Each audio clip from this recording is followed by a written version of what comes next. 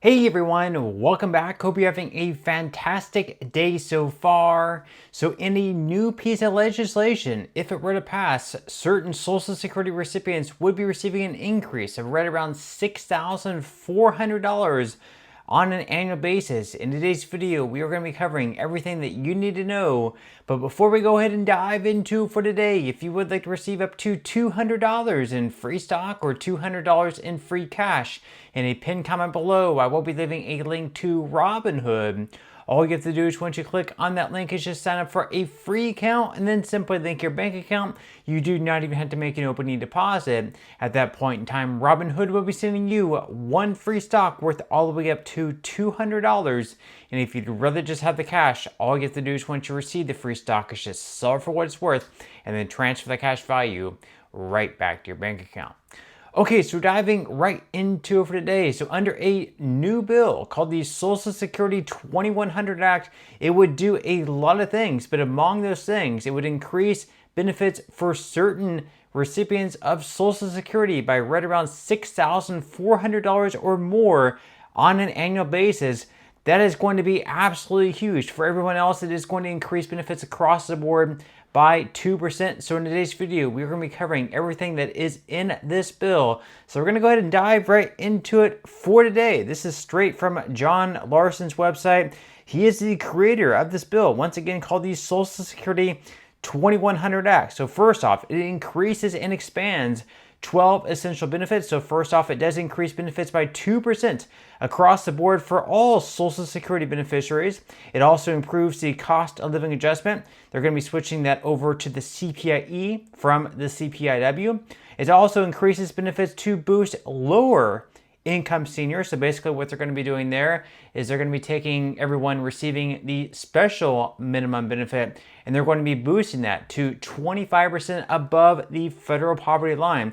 What that's going to do is that's going to work out to a pretty substantial, huge increase. We're going to be breaking down the numbers here in just a moment. Now on top of that, it's also going to improve benefits for middle-income widows and widowers from two-income households. It also restores student benefits up to age 26 for the dependent children of disabled, deceased, or retired workers. Furthermore, it increases access to benefits for children living with grandparents or other relatives.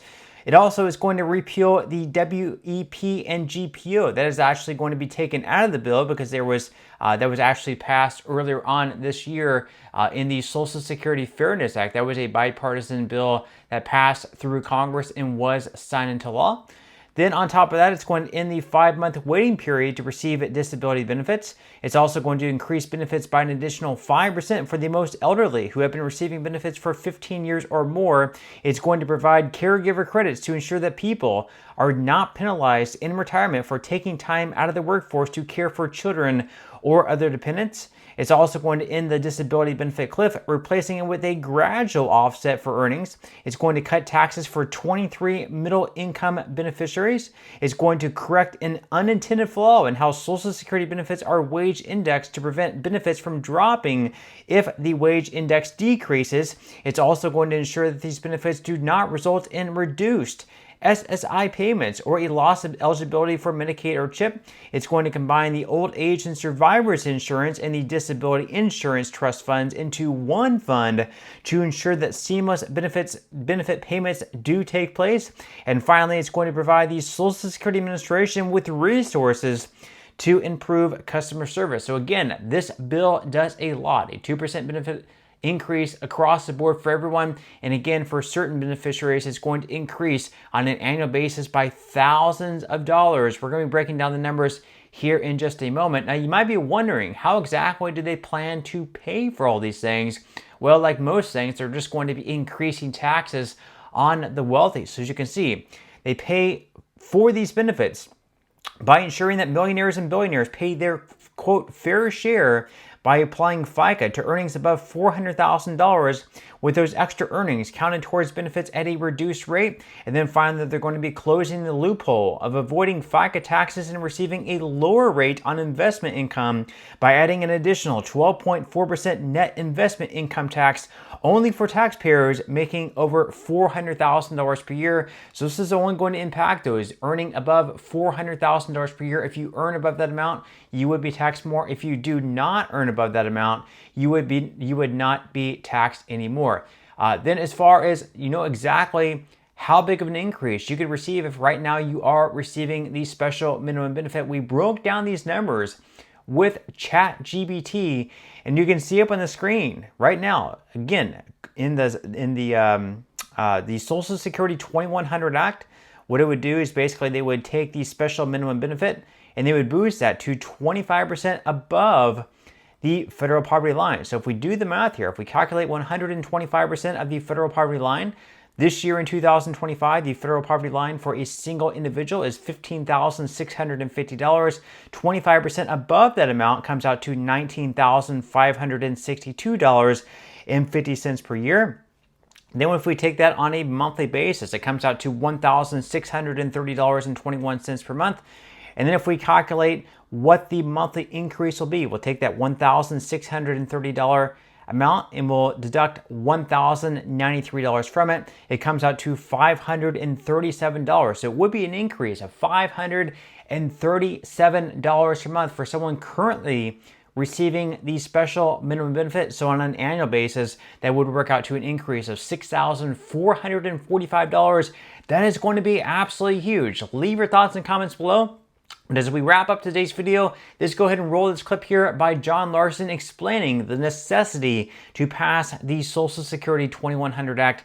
Let's go ahead and watch. Thank you, Mr. Speaker. I rise today to address the nation's #1 anti-poverty program for the elderly and the nation's #1 anti-poverty program for children. Mr. Speaker, as you know, I'm talking about Social Security. More alarming, Mr. Speaker, is that it's been more than 50 years since Congress has enhanced Social Security for the citizens of this great country. What does that mean?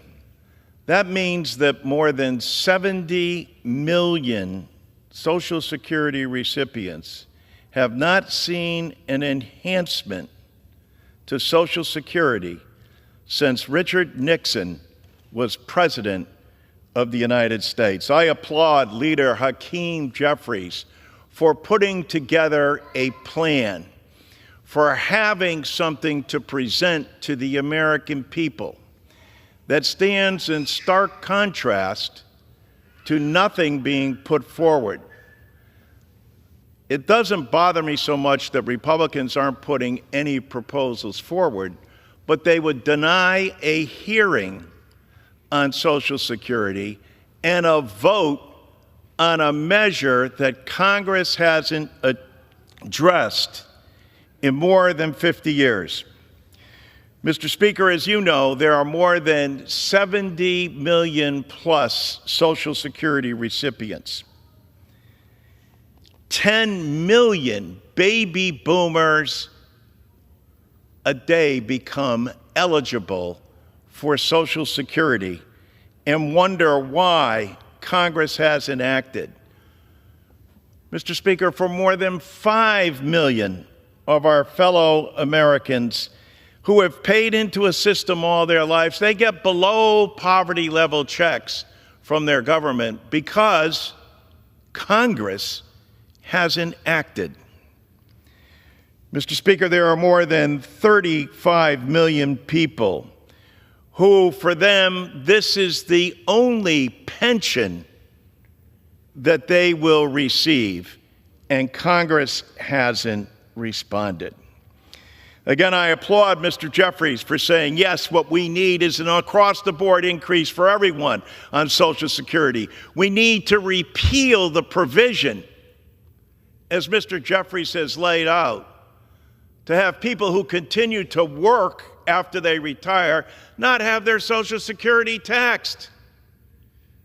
That is part of the Democratic plan, along with making sure that no one can retire into poverty and lifting the more than 5 million people who get below poverty level checks out of poverty.